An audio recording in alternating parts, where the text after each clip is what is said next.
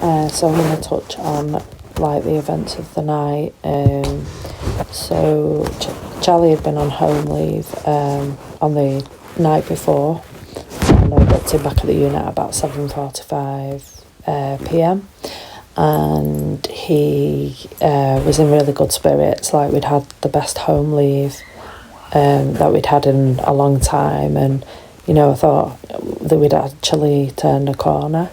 We'd had some good chats. The only thing that was still looming was the fact that he, about the ligatures. He said he just wouldn't promise me, like, he couldn't promise me that he wouldn't do them again, and so it was just another kind of like little dread. But like I say, I always thought he'd be alright at the unit, so I dropped him back, said like goodbye to him, and he did his usual like love you, and very, just the way he was when he said goodbye. And I watched him walk into the place and set off for home, and I was absolutely knackered. Literally, we'd had like a week from hell with him, because he used to like escape from staff and do runners, go missing, and we'd had all of that like leading up, but we just pushed that aside because we'd had a really good home leave, and I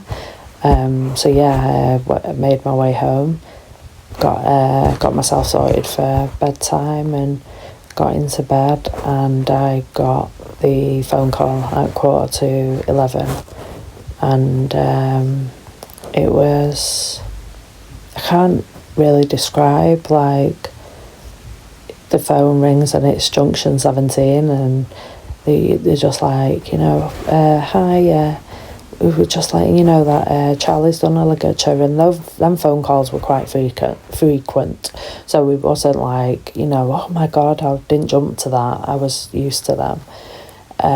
But then, as conversations going on, and I just hear the word CPR, and I'm like, I just jumped out of bed, and I'm like, what do you mean? And, she was just telling me, like, and it just none of it made sense, like, literally,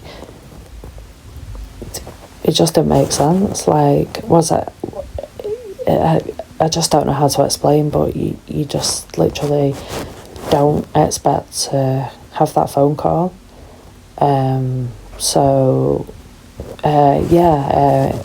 It was just absolute madness.